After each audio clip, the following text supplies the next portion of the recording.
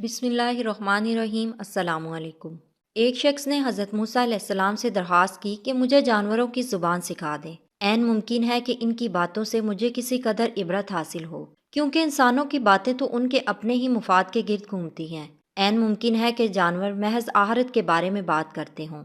حضرت موسیٰ علیہ السلام نے اسے منع فرمایا اور یہ بھی فرمایا کہ یہ عمل تیرے لیے خطرناک ثابت ہو سکتا ہے، لیکن وہ باضد رہا۔ بالآخر حضرت موسیٰ علیہ السلام نے اللہ تعالیٰ سے رجوع کیا۔ اللہ تعالیٰ نے حکم دیا کہ اسے جانوروں کی زبان سکھا دو۔ اس کے باوجود حضرت موسیٰ علیہ السلام نے اس شخص کو سمجھایا کہ اپنی ضد سے باز آ جاؤ ورنہ نقصان اٹھاؤ گے، لیکن وہ شخص نہ مانا۔ بالآخر موسیٰ علیہ السلام نے اسے مرغ اور کتے کی بولی سکھا دی۔ انہوں نے اس شخص سے فرمایا کہ اللہ تعالیٰ نے مجھے محض اتنی ہی اجازت فراہم کی ہے۔ اگلے روز وہ آزمانے کی خاطر گھر کے دروازے پر آ کھڑا ہوا۔ اس کے خادمہ نے اندر سے دسترخوان اٹھایا اور اسے باہر گلی میں جھاڑا۔ اس میں سے بچا کچا روٹی کا ایک ٹکڑا زمین پر آ گرا۔ مرغ فوراً اس ٹکڑے کی جانب لپکا اور کھا گیا۔ کتے نے کہا کہ تم نے زیادتی کی ہے، تم تو مٹی میں گرے ہوئے دانے بھی تلاش کر سکتے ہو، لیکن میں ایسا نہیں کر سکتا۔ اگر تم روٹی کا یہ ٹکڑا میرے لیے چھوڑ دیتے تو میں اسے کھا کر کسی قدر اپنی بھوک مٹا سکتا تھا۔ مرغ نے کہا کہ تم فکر نہ کرو، کل مالک کا گھوڑا مر جائے گا اور تم گوشت سے لطف اندوز ہونا۔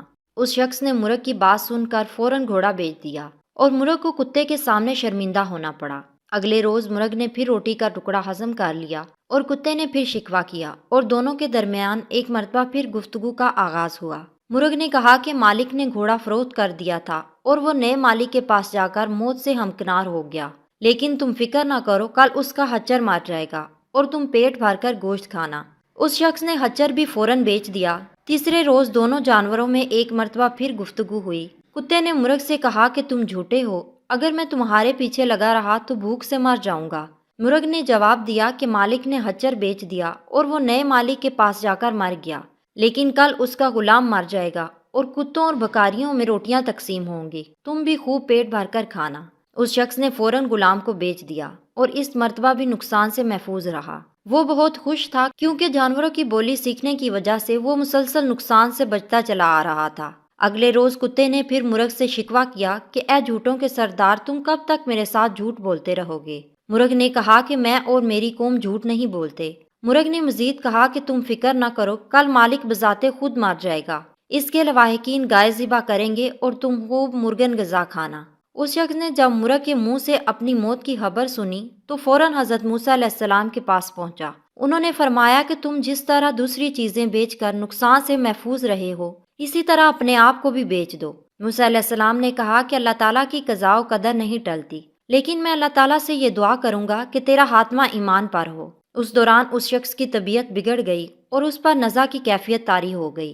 حضرت موسیٰ علیہ السلام نے اللہ تعالیٰ سے دعا کی کہ یا اللہ اس گنہگار کی خطا معاف کر دے۔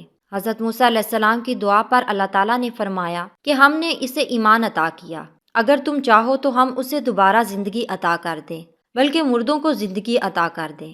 حضرت موسیٰ علیہ السلام نے عرض کیا یا اللہ، یہ دنیا تو فانی ہے، اگر یہ تیرے حکم سے زندہ بھی ہو گیا تو پھر مرے گا، اس لیے تو اسے ابدی زندگی بخش دے، اور دوسرے مردے بھی جو تیرے حضور حاضر ہو چکے ہیں ان پر رحم فرما۔